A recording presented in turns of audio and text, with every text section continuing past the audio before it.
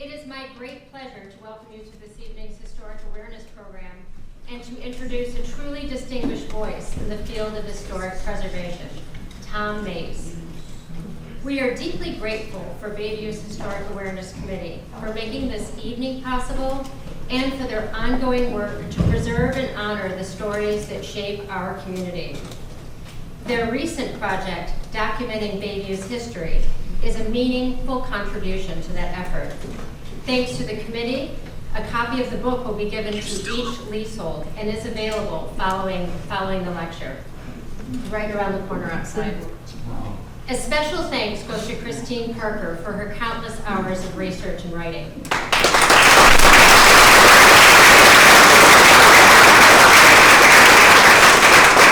She didn't want me to do that, but I had to. Tom's presentation is especially important to Bayview at this moment in our shared history. As we celebrate 150 years of culture, community, and continuity, we are also called to reflect on the deeper meaning of this place, not just as a collection of buildings, but as a living expression of memory, tradition, and purpose. Bayview's future depends on our ability to articulate why that matters, not only to us, but to the generations who will carry it forward. Tom's insights offer the language and perspective we need to tell that story with clarity, conviction, and heart. Tom Mays is the Chief Legal Officer and General Counsel for the National Trust for Historic Preservation, the nation's leading organization dedicated to saving the places that shape our collective story. In his role, he oversees the National Trust Legal Defense Fund, its easement program for protecting more than 135 historic sites and a wide range of legal matters supporting preservation across the country. A lifelong preservationist, Tom has written and spoken extensively on the values and tools that underpin the preservation movement. He has taught preservation law at the University of Maryland and currently serves on his local preservation commission in Shepherdstown, West Virginia. He also serves on the boards of the Montpelier Foundation, Main Street America, and the National Trust Community Investment Corporation.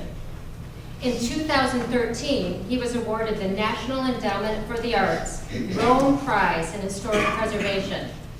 And in 2018, he authored Why Old Places Matter, a thoughtful and beautifully written reflection on the deep human need for continuity, memory, and the identity that historic places uniquely fulfill. Please join me in welcoming Tom Mays.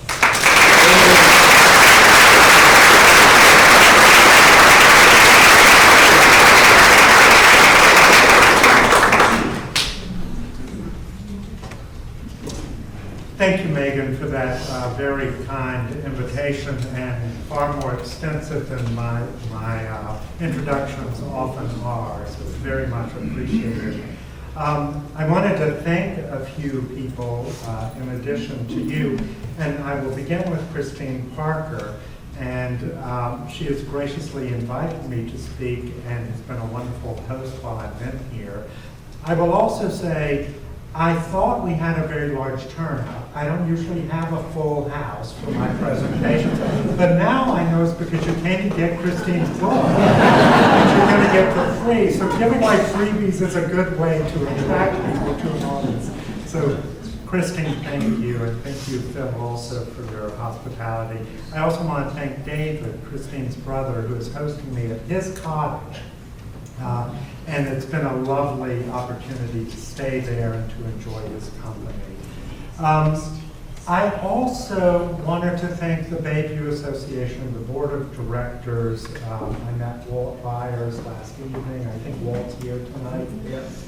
For the work that you all do to preserve this incredibly special place.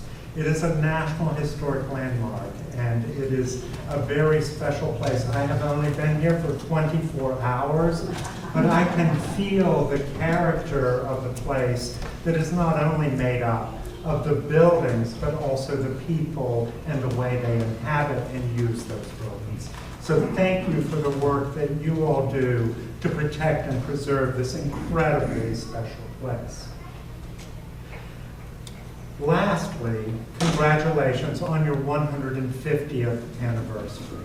That is an incredible milestone. And to have buildings that still date from that era, that are still used as they were originally intended, is really a remarkable thing.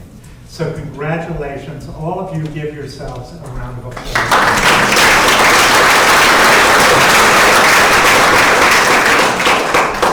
Now, I'm here today to talk about this topic that I love. Can you all hear me? If you can't hear me, okay. I will be louder.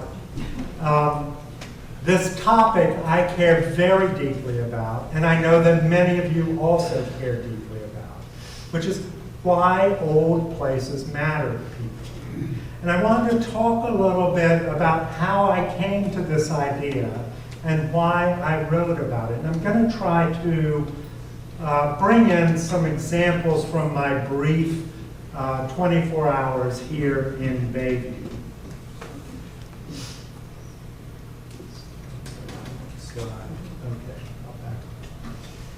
So, as you heard from Megan, for 15 years I taught historic preservation law at the University of Maryland. And I would begin every course with a class about why we have historic preservation law. Why do we think we can tell people what to do with their property? Why do we stop highway projects from going through National Historic Landmark Districts? And the National Trust, by the way, filed an amicus brief in the case that helped protect this National Historic Landmark District. So I began by talking about that, and very quickly it would turn into a conversation about why we have historic preservation at all. And when I began to think about how I would answer the students, I realized mostly what people talk about are the things that are in our ordinances: protecting our history, saving our heritage, protecting our architectural heritage. Those things are important, and they're the things that are generally embedded in our laws. But they didn't seem to go to the heart of why places seem to matter so much. So I set out to explore this topic of why places actually matter to people. And thanks to the American Academy in Rome, this is a photo of the American Academy in Rome building on the Janiculum Hill in Rome, and the National Trust, I was able to do a sabbatical for 6 months to try to write about these topics. And I ended up writing about 14 words. The idea was to give people the words and phrases that they could use to describe for themselves and for others why old places actually matter to them. And I don't think there are only 14 reasons that old places matter to people. I think there are as many reasons as there are people in place. But as I go through this presentation, what I hope you'll be doing is thinking about whether the words I'm using resonate with you, whether you would use them to describe why you think this old place matters, and how it might apply to Bayview itself, and what words you would use to describe that. And I hope we'll have time at the end of my presentation for a good discussion, and I can hear some of the things that you say. So let's jump in. First, the book was published by Rowman and Littlefield. I have to do a little blurb for the book. The book was published by Rowman and Littlefield. If you care about old places, I hope you'll give it a look. And Megan was kind enough to share it. So, why do old places actually matter? One of the first words I heard when I began to explore this topic was the idea of continuity. That old places provide people with a sense of continuity that allows them to have a greater sense of themselves.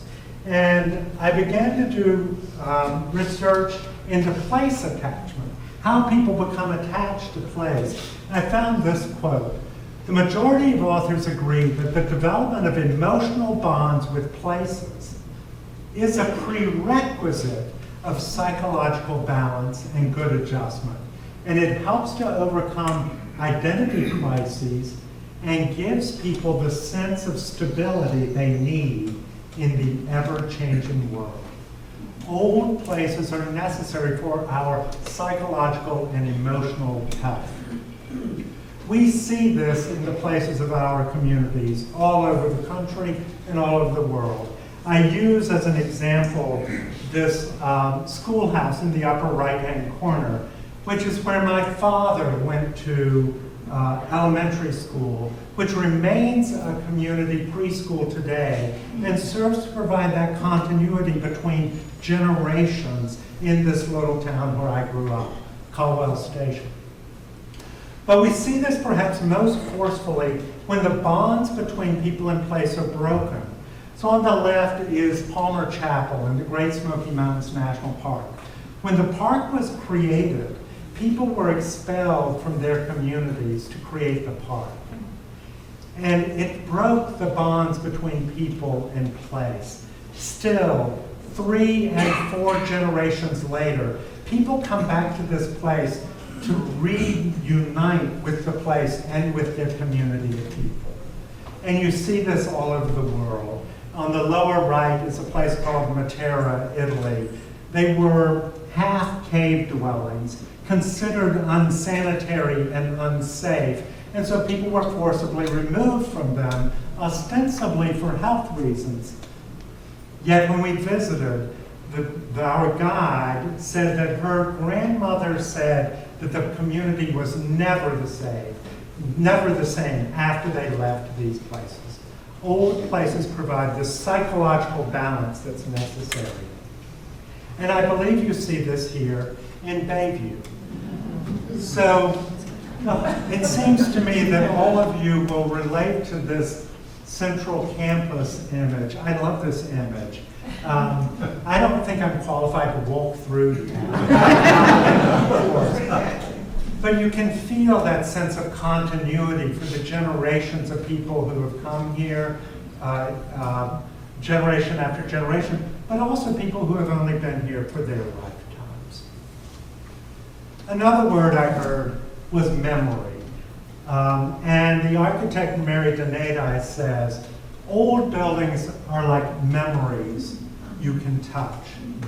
Again, scholars in the fields of memory studies support this, that there's an inextricable link between memory and place, that people anchor their memories in place. We see this both with individual memory, and here I use in the upper left a place I went to in my 20s, the Cafe Reggio in New York City. It's still there. And I still go back to the Cafe Reggio from time to time so that I can remember the person who I was when I went there in my 20s and hear that hiss of the old espresso machine, which instantly brings back memories. There's also the sense of collective memory. Here I use the image of the reflecting pool and Dr. Martin Luther King's famous speech during the March on Washington. The interesting thing about this image is people remember that event when they see this image, even though they may not have been there or may not have even been alive when the march occurred. The collective memory is also bound up in places. This lower left image is the cemetery gate where I will be buried. And in fact, my grave plot is just about there. Sometimes places have the capacity to carry memory that people may have forgotten. So, do you notice anything odd about that gate? There's no fence. Because my frugal Presbyterian forebears saw fit to sell the stone wall to the highway department. A decision I regret to this day. But nonetheless, this image conjures the idea that the place itself embeds memories that people may not necessarily know. That is true here in Bayview also. I chose this image for the opening image because it's such a lovely site.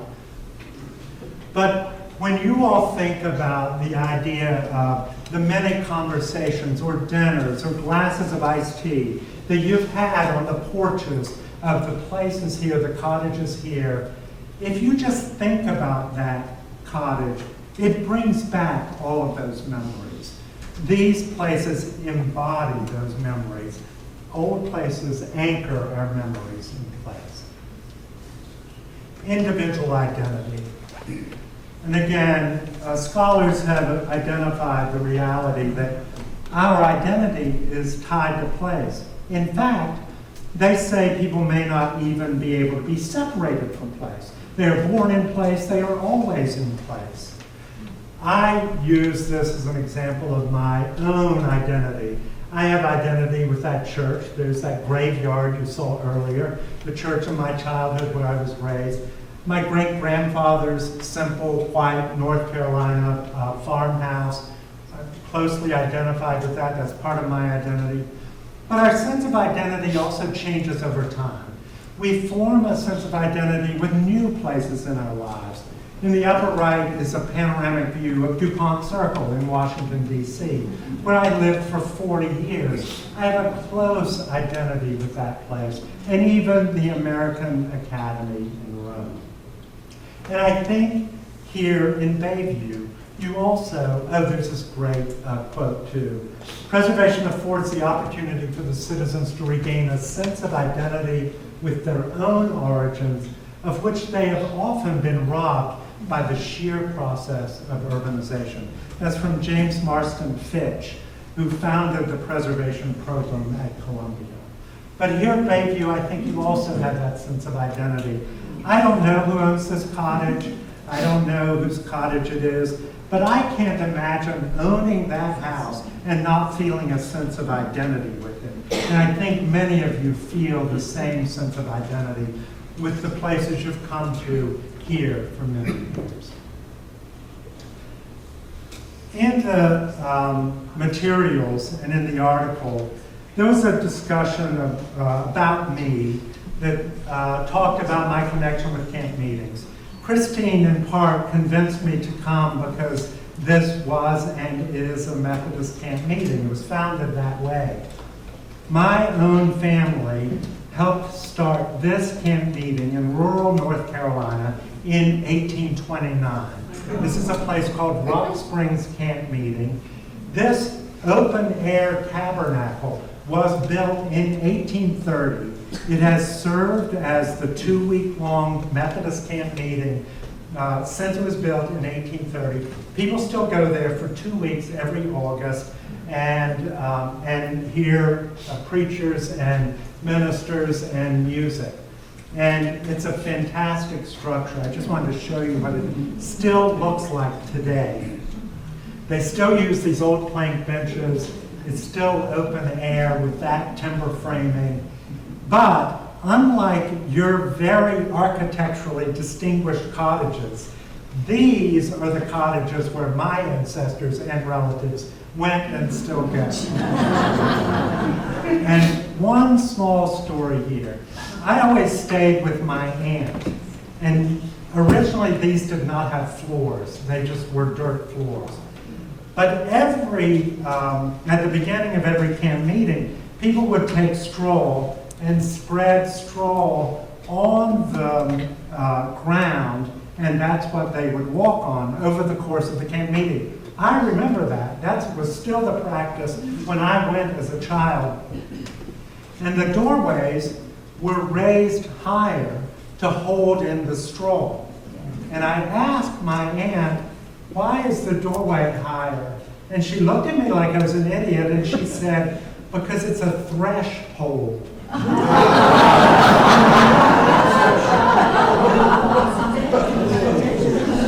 Rock Springs Camp Meeting, Denver, North Carolina. Old places are also part of our civic identity, and we know places like Independence Hall are part of our national identity. The preservation world has protected those places throughout its history. And yet, as I talk to people about national identity, I found that people were hesitant to talk about it because of its fraught nature. They were hesitant to talk about patriotism And that is perhaps because of what Edward Said described as the vexed issue of nationalism and national identity, of how memories of the past are shaped in accordance with a certain notion of what we, or for that matter, they, really are. The truth of the matter is, in the preservation world, we for many years have left people out. African American enslaved people were not referred to at plantation houses that were interpreted to the public. Countless workers were not referred to at the places that were consciously preserved. Native Americans were treated as the enemy at frontier forts. And yet one of the things that's interesting to me about the preservation of these places is that the continuation of these places permits and maybe even fosters the capacity for our national identity to change over time because of the stories that can be told there and the stories that arise from the very presence of the place. So now, the enslaved people are acknowledged at Montpelier, where I am on the board, or at Monticello, or at countless other places. Workers are talked about at Ellis Island, at the Lower East Side Tenement Museum. This continuation of these places allows our identity to change over time, no matter how fraught and difficult some of those discussions may be. And I show this image of the Confederate monument in my own hometown near Davidson, North Carolina, in Cornelius, because of how fraught those discussions can be.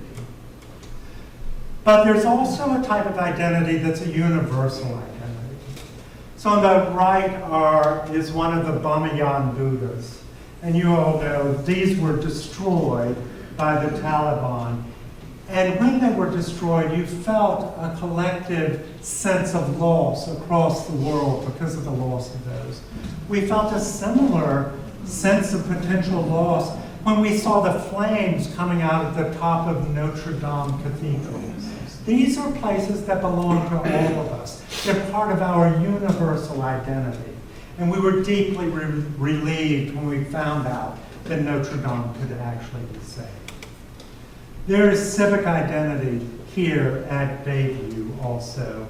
And I use this place where we are sitting today because you can get the sense of what this community was about from this hall. I told my husband that I was going to speak at a former temperance hall tonight, which he found very amusing. But he also said his ancestors who founded a temperance union would have been very proud. Part of the civic identity of this place. Beauty. If you Google beautiful places, you'll get a whole lot of natural places and a bunch of old places and only a smattering of new places. And beauty was at the heart of why we cared about old places at the beginning. The preservation movement in Charleston was founded by the artists and writers that wanted to preserve the beautiful places that they had come to love. And yet, in our decision making, we don't often refer to beauty as a rationale for keeping something.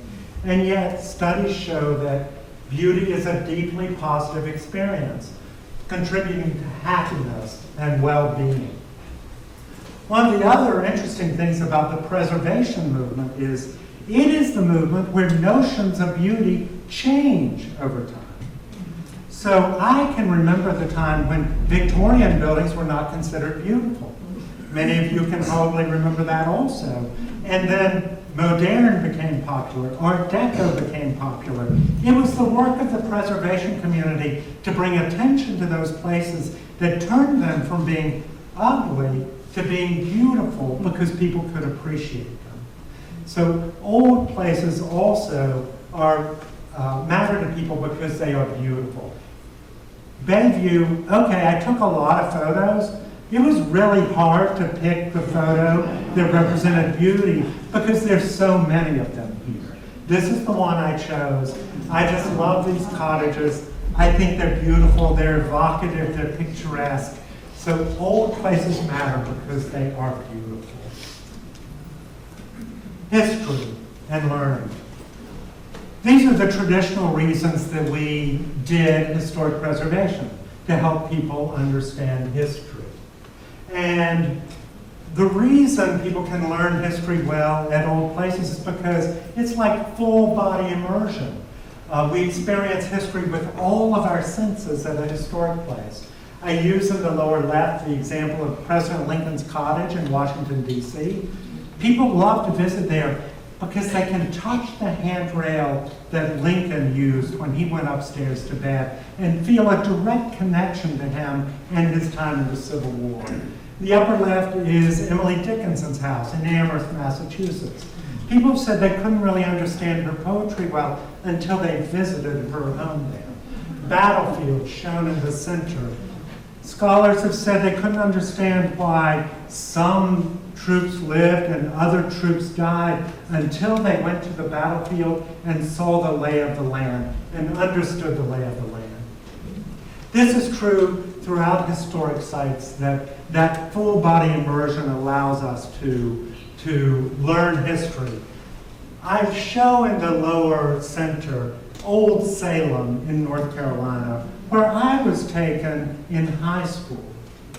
What is virtually the only thing I remember from my junior high school and high school history classes? The field trips. And I think that is true for most of us. Old places matter because we can learn history there. I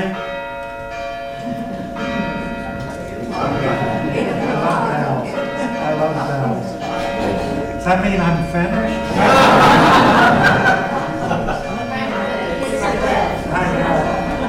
Curfew. Historic. I do love the sound of the bells, and I love historic bells. So.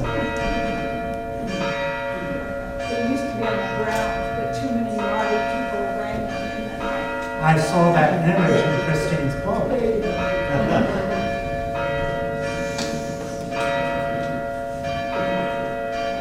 How long will this go on?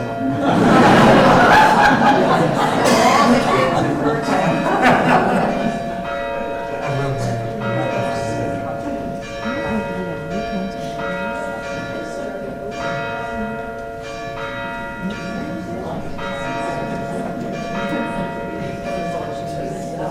I will say, I just did a presentation at DuPont Circle where you heard I lived for 40 years. And I noted two things about DuPont Circle that I've also experienced here. The sound of historic bells, because at DuPont you can hear the bells of Foundry Methodist Church on Sunday mornings, and it's absolutely beautiful. And I've also experienced here something else I consider historic, the scent of linden trees, which is a really beautiful, beautiful scent. The last thing I'll say about history and learning is up in the upper right is one of my favorite historic sites. It's the Quan Tai Temple in Mendocino, California, built by Chinese workers as a Taoist temple in the 1850s. And when I went there, the woman who's shown in the center said, the thing that people learn when they come here is that we, the Chinese, were here in the 1850s. Old places matter because they're places to learn about history and also ourselves. And you have that here at Bayview. I believe this is the oldest building here, the preaching stand, speaker stand. I love it as the idea that people were just in the open air listening to this. So that history is here. And one of the things that you learn about this is it's a quirky, unusual building. So anybody who would come and see it would ask questions in their own mind.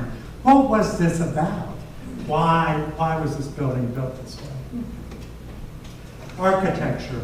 We all love historic architecture. It's part of our cultural heritage. And Bayview is happily full of significant architecture.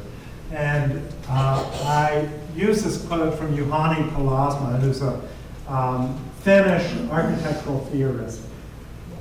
Old architecture is important because we experience layered signs and traces of life. And this physical embodiment of time gives us confidence in the future. Authentic historic buildings and settings offer us reliable messages of continuity. And of course, again, you have that significant architecture here. Moorish revival buildings are unusual in the United States, so I had to use this example. I think it's a really spectacular example of historic architecture. Sacredness. Old places matter because they either are sacred or may be considered sacred. I use this example of the sanctuary of the Chimayo in New Mexico, which is a pilgrimage site where people go and originally went to be healed by the sacred dirt there. When I visited, I felt something palpable, a spiritual sense of that place that moved me. People all over the world go on pilgrimages to go to sacred sites so they can experience that type of feeling that I felt at the sanctuary of the Chimayo. Whether it's St. Peter's or Varanasi in India, Santiago de Compostela, people all over the world go to these places. And the head of Partners for Sacred Places, Bob Yeager, says, these are places that are viewed as different, as set apart by the community. And there's something awesome in these places, something that lifts you up and takes you out of your normal life. There are also places that are considered sacred because of what happened there. So in the upper right, I show this archaeological site, that very muddy image. It's muddy because it's an archaeological site at Shockoe Bottom in Richmond, Virginia. This is the archaeological site of the largest slave trading pen in the Upper South, where many people were sold to the Lower South. A sacred place, a place that has become hallowed by what happened there. And you feel the same about battlefields, where people lost their lives, where the ground is literally full of their presence. And you have this sacredness here. I chose one image out of many that I could have used for sacredness here at Bayview, and it is this one. It's the store converted into a chapel. But its architecture and the way it conveys the light and also the distinctive spirit of Bayview with the boards being exposed in that way had a sacredness to it. Even though the stained glass is contemporary, it's still beautiful and evocative. So old places have this sense of sacredness. Ancestry.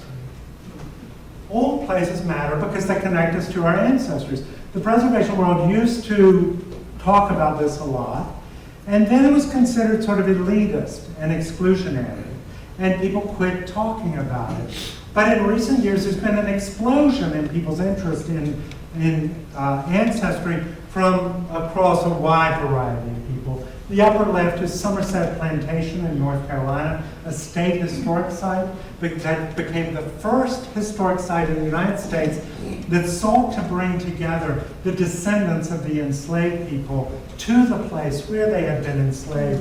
And this is what one of those people said about it. She became the director of that site. People need that. They need tangibility. They need something they can touch, or they can hold, look at, point to. The day I first stepped onto the ground of Somerset, I felt the tangibility more intense than all the documents and records I collected. And she became the director of that historic site. I use an image of the Lower East Side Tenement Museum also. And you all have that here. You have the connection to the ancestors. Not everyone has the connection. I randomly chose a house. This is very dangerous. I have no idea whether it's a multi-generational house or not. But this was the one I chose just because I thought it was a charming house. I don't know who lives there, but I know that many of you have those multi-generational connections. But remember, the generations go both ways. So it's not only looking back, it's also looking forward, just as Christine and Phil are entertaining their grandchildren at this college now. Creativity. Old places foster creativity. I sort of hadn't thought about this much in the preservation world, But in the lower left is RCA Studio A in Nashville, Tennessee, where Elvis recorded, Dolly Parton recorded Jolene, the song Jolene, and it was threatened with demolition. Ben Folds gathered together a group to try to save this site for a couple reasons. He wanted to preserve the acoustics, but he also wanted to preserve that sense of artistic legacy that the place seemed to hold within it. And he ultimately was successful in saving it.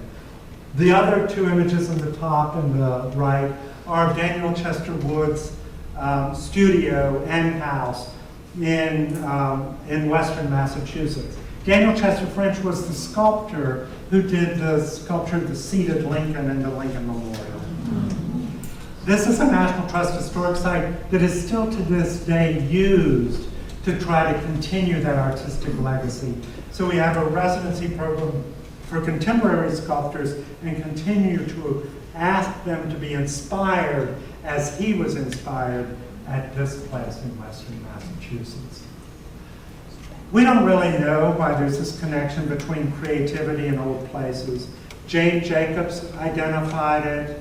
Richard Florida talks about the creative class and the importance of people having old buildings to do creative work. But he said this: authenticity is in real buildings, real people, real history is key.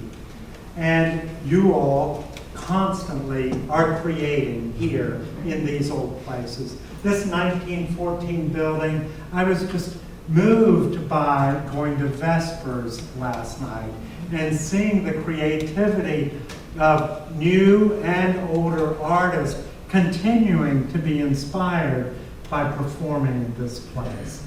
Old places spur creativity. Community. Old places also foster community. How exactly? By some of the things that we talked about earlier. First, by having community landmarks of civic identity. Often, places like post offices serve as parts of community identity. But also, people know where to gather. They know where to go to meet each other, to see each other. Old places foster community. In the United States today, there's a whole placemaking community, a whole placemaking field that tries to create new places that will foster community. But there's one thing missing in new communities. I'm glad that these people are trying to create places that will foster community, but real communities are places where time and people and the place have come together to form community over a period of time. You cannot create a community. You can only foster the conditions under which a community can be nurtured and thrive. Happily, and I have this great quote from Wendell Berry: a community is the mental and spiritual condition of knowing that the place is shared. I've never seen a place that has such a sense of community as this place seems to have. It is really strongly palpable, and I use the image of the post office. I don't know about you all, but when I go to the post office in Shepherdstown, I get a whole lot of work done. And I always run into people I need to run into and the people I least want to run into. That's what a community is. Sustainability. The architect Carl Elefante says, the greenest building is the building that is already built. The National Trust Research Lab did a study that found that it takes 10 to 80 years for a new building that is 30% more energy efficient to make up the environmental cost of the demolition of the original building. Old places are sustainable for a wide variety of reasons. First, there's the materials that are already in them. I've been looking at the wood in so many of the buildings here. That wood will never be available again. It is old growth wood that will never be available again. Preserving it and reusing it keeps it from going into the landfill, keeps away the cost of doing it from somewhere else, transporting it and building it. Buildings also have the natural capacity to use the environment. All the cottages I have seen here have the capacity to take advantage of the breezes from the lake. That's why they were built. That's why they're here. You all are embodying sustainability by continuing to use these places. These cottages have been used for 3, 4, 5 generations.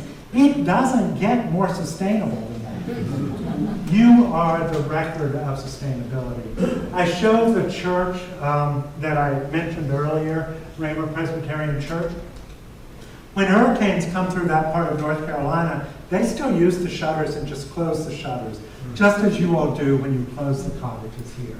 I show the floor from my building in DC, built in 1918. That floor has been used since 1918. If properly maintained, it will be able to be used for another 100 years. It does not get more sustainable than that. Old places matter because they're the most sustainable way to inhabit a place.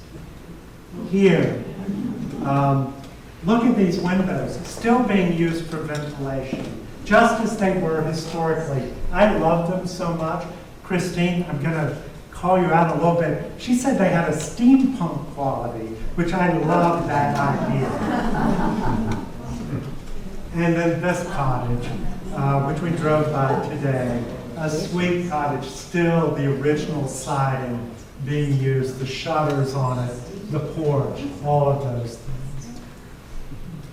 Finally, economics. The preservation community has typically talked about economics as the rationale for trying to convince policymakers to continue to save places. And I don't want to diminish all of the other factors I talked about to an economic equation.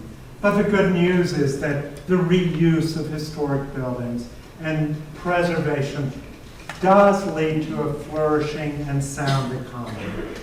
The money spent on rehabbing houses tends to stay in the community more because it is labor-driven rather than materials-driven.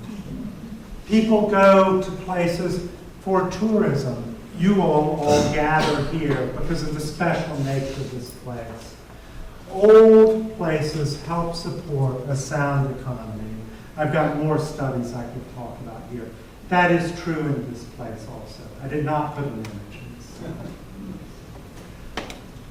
I just want to conclude by saying Bayview has all of these characteristics I talked about. You've got such beauty in this place.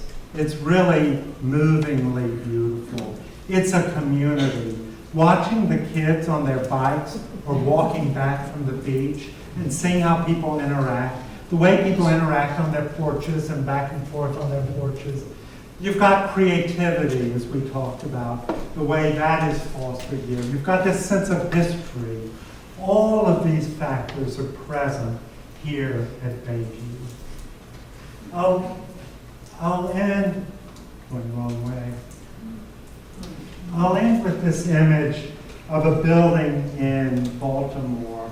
This is the American Brewery building, which was rehabbed using the historic tax credits. It's in a very difficult part of Baltimore, and it was rehabbed through the National Trust Community Investment Corporation, which syndicated the tax credits on it. It's a really fantastic building. And I was stunned when I was at the American Academy in Rome. I used this image in a presentation. To my surprise, a scholar, a classical scholar, came up to me afterwards. She's someone who suffers from a debilitating disease. And she said, I want to tell you something about that building. I was a graduate student at Johns Hopkins while it was being rehabbed. And every day I would walk past it on my way to Johns Hopkins because the rehab of that building gave me hope about my own disease that I was going through. But then, when I came back from Rome, the riots broke out in Baltimore. And I was stunned to see this image in the New York Times. But the article was actually inspiring. The building survived the riots and the fire. And Reverend Dante L. Hickman from Shiloh Baptist Church in Baltimore was quoted in the paper, standing in front of this building, talking about what they plan to do and how they plan to rebuild. And he talked about the power of these places. He said they plan to rehab a vacant laundry building across from this as a workforce training center. He talked about putting educational programs. This is still used for workforce training today. But he had this quote. He said, "We have a mantra here at Shiloh. We restore people as we restore buildings." And I think that's the reason really old places matter to people, because they have the capacity to provide for fundamental human needs that really help us become better people and a better society. So thank you all for your patience. I know the room has been very hot, but I hope we'll have some time for some questions also.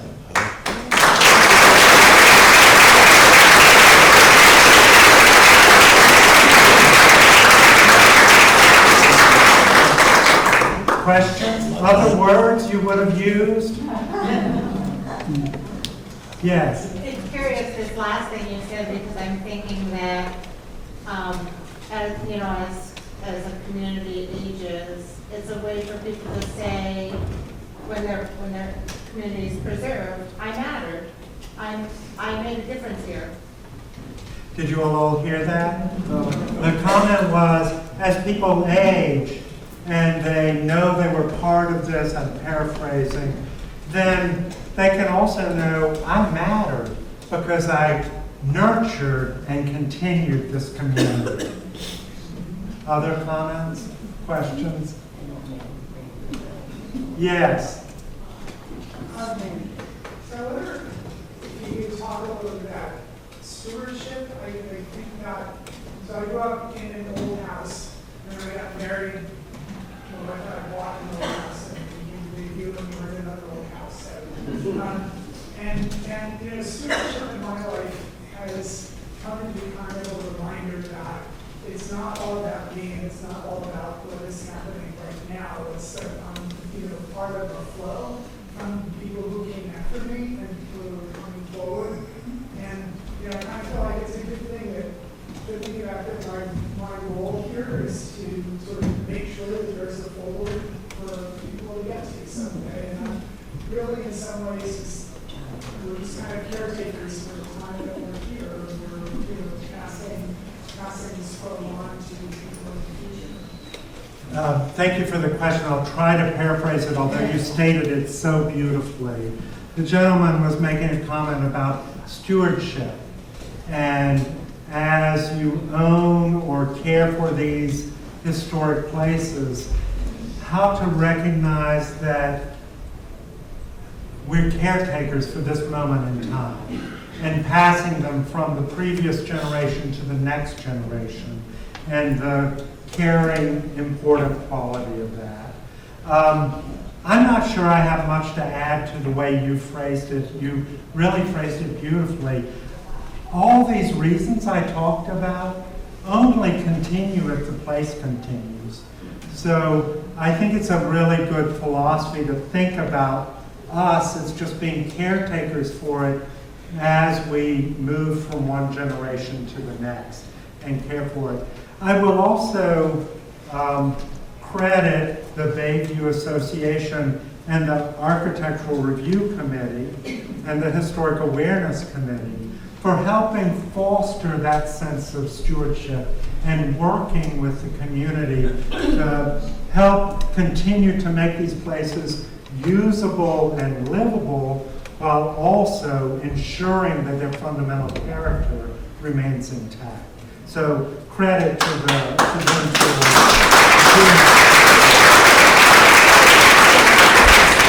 Other questions? Yes. Yeah, one of our challenges here is we lost 2 cottages to arson.